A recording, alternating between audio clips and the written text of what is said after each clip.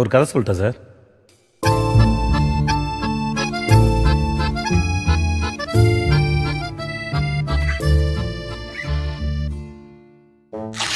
நிறைய பேரு சொந்தக்காரங்க, கூட்டாளிங்க, அண்ணன் தம்பி தங்கச்சிங்க, அப்புறம் நண்பர்கள், கூட படிச்சவங்க சரி, கூட படிக்காதவங்க சரி, பழகுவாங்க, போட்டி குடிப்பாங்க, அதுக்கெல்லாம் வருவாங்க. ஆனா வியாபாரம் வந்துட்டு நம்மளுக்கு கொடுக்க மாட்டாங்க. நீங்களா யாருடா? How do I tell you? இதான் கதை.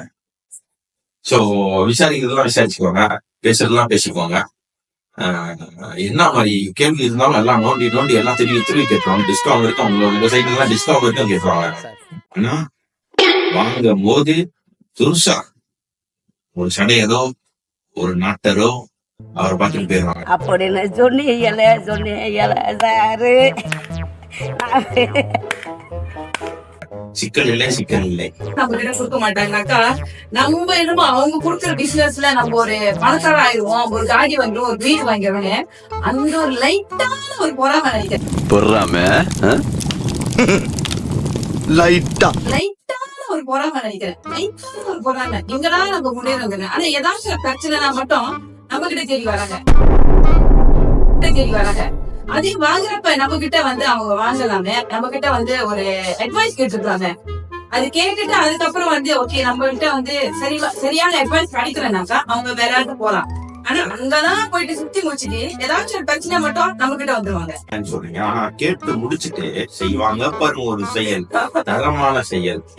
உங்களுக்கே யோசிக்க ஆரம்பிச்சுவீங்க.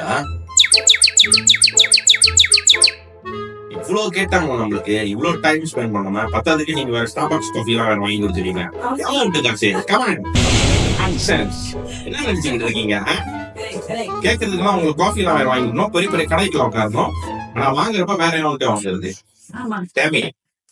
நாளைக்கு சைனாக்காரன் உன்னதான கேவலமா பேசுவான். இது உங்களுக்கு தேவையா? இது உங்களுக்கு தேவையா?